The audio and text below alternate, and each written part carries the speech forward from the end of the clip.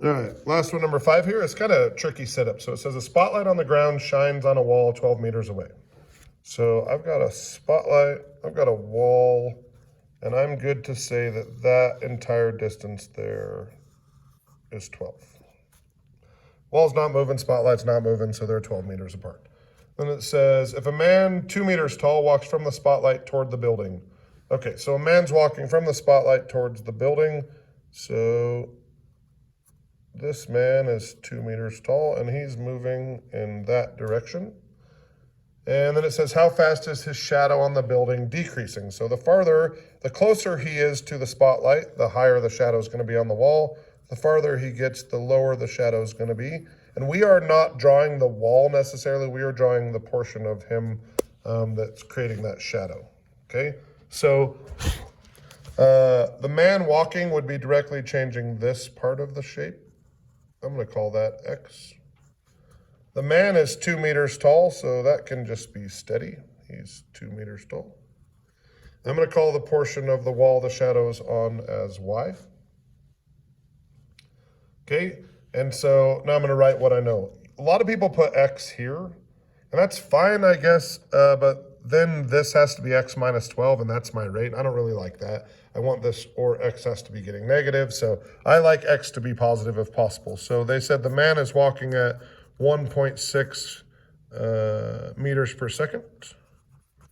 And that's positive because as he walks away, this distance between him and the spotlight is getting bigger. Then it says, how fast is the shadow on the building decreasing? So that's a question of dy dt, which I think should come out negative. And then it says when he is 4 meters from the building, and we want to be careful, that's not when x equals 4. If he's 4 meters from the building, that means x would equal 8. Okay, now this one's different. I can't do Pythagorean theorem because they're not asking me about this distance over here. So what I'm going to do is my setup, and it really has to be, it's any mathematical thing that relates these two together. And that mathematical thing here is going to be similar triangle. So this little triangle is similar to this big one. So I'm going to say that x over 2 is equal to 12 over y.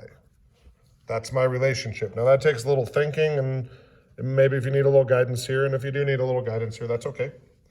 I'm going to rewrite this as 1/2 x equals 12y to the negative 1.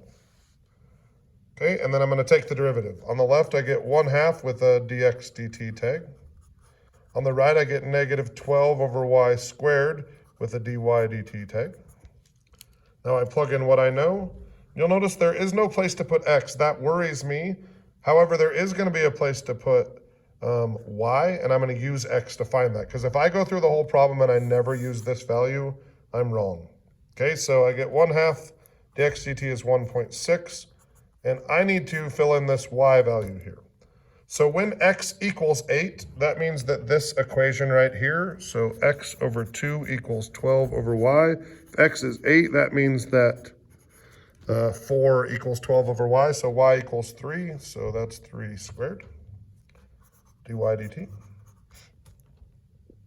Okay, so I get 1/2 of 1.6 is what? 0.8 equals negative 12 over 9 dy dt. So I multiply both sides by 9, divide them by negative 12, and I get dy dt equals negative 0.6 meters per second. And that negative 0.6 meters per second is how fast the length of the shadow on that wall is changing.